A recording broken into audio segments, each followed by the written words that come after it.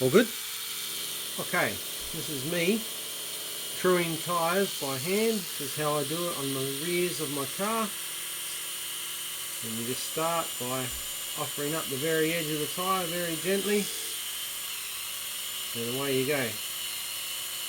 You never push on the tyre, just let it just touch, get the edge, and then you work your way in until you've got it round. Never putting any pressure on the tyre, otherwise you will true it. It will not be true, it will be out of round. Requires plenty of patience.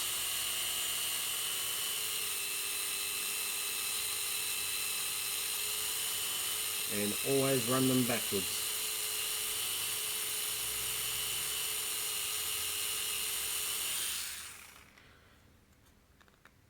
And as you can see, that's just got the edge, and then I will work my way in.